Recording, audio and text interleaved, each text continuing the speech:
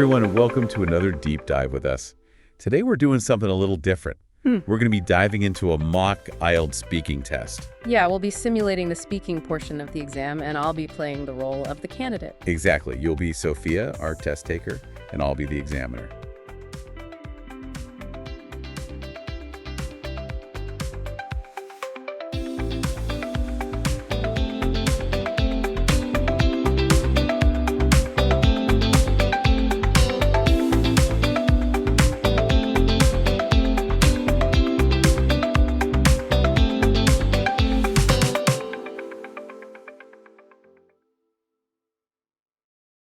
I'm ready when you are.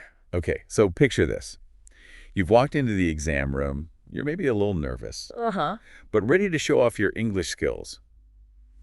I'm the examiner, and I'm going to guide you through the different parts of the test. Okay. Ready to begin. Yeah, let's do it. Welcome to the IELTS speaking test. Thank you. First, let's get to know you a bit. Tell me, where do you live? I live in Seattle, Washington. What's the weather like in your hometown? Seattle weather is a little unpredictable. We get a lot of cloud cover and rain, especially during the winter. But summers are generally nice. What do you usually do in your free time?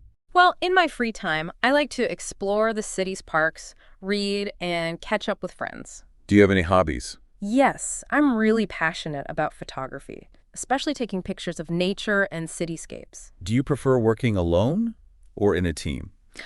I would say I generally prefer working in a team. I think that collaborating with others can bring a wider range of perspectives and ideas, leading to better solutions. But I do value having some time alone to focus on tasks that need deep concentration. Now we're going to move on to part 2. Okay. This is where you'll get a chance to speak for a longer time on a specific topic. You'll have 1 minute to prepare. All right. And then you can speak for up to 2 minutes. Here's your prompt. Describe a famous person you admire. You should tell me who this person is. Okay. What they do, why you admire them, and explain how they've influenced you.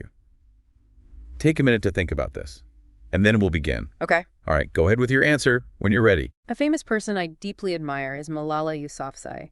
She's a Pakistani activist for female education and the youngest Nobel Prize laureate. Malala became known all over the world after surviving an assassination attempt by the Taliban in 2012, just because she was advocating for girls' right to education in her home country.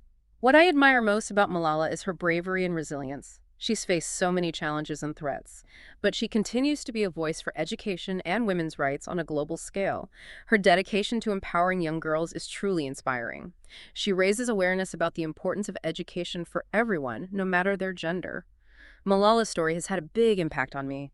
It's given me a deeper appreciation for how education can transform lives. Her example has taught me that even one person can make a difference. It doesn't matter how small you think you are. It has motivated me to stand up for what I believe in, particularly education and gender equality.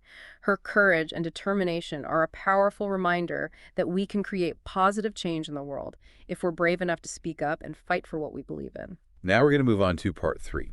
Which is a more in-depth discussion about admiration and role models. Okay, I'm ready. So let's talk more about admiration and role models. Why do you think people admire famous people? I think people are drawn to famous people because they often represent qualities or achievements that we want for ourselves, like talent or success, or being able to make a change. They kind of become like these symbols for what we want to be. So it's like they embody our aspirations. Yeah, exactly. And their visibility makes them feel more relatable. Interesting. Now, how do you think famous people impact society as a whole? Well, they can have a big impact. They shape cultural trends and can really influence what people think. They have this platform where they can bring attention to important issues. You're right. They could definitely inspire action and even contribute to like social change. Yeah, we see lots of celebrities using their influence for good, like advocating for humanitarian causes or the environment. But let's flip that around for a sec. Do you think there are any downsides to celebrity culture? Oh, yeah, definitely. I mean, it can create really unrealistic standards. Like, people might compare themselves to celebrities and feel inadequate. For sure. And all that scrutiny they face, it can be a lot. Exactly. It can even lead to mental health issues, which people don't always understand. That's a good point. Changing gears a bit, do you think role models are important? Definitely. Especially for younger people trying to find their way, role models can give you guidance and a sense of direction. So if someone wants to be a good role model, what should they do? I think it starts with having good values like integrity and kindness and being resilient. It's also important to be authentic, be real about both the good and the bad. And of course, helping out in the community or supporting a cause can inspire others. So we've really gotten a good look at the IELTS speaking test. We walked through all the parts, talked about the kinds of questions they ask, Yeah. and we even went a little deeper and talked about what they're really trying to assess when it comes to communication skills. I think people listening probably have a better understanding of how language assessments work now and what it takes to do well on them. And we want to thank you for coming along with us on this journey. Don't forget that language learning never really ends. Keep practicing and pushing yourself to communicate better. That's a great point.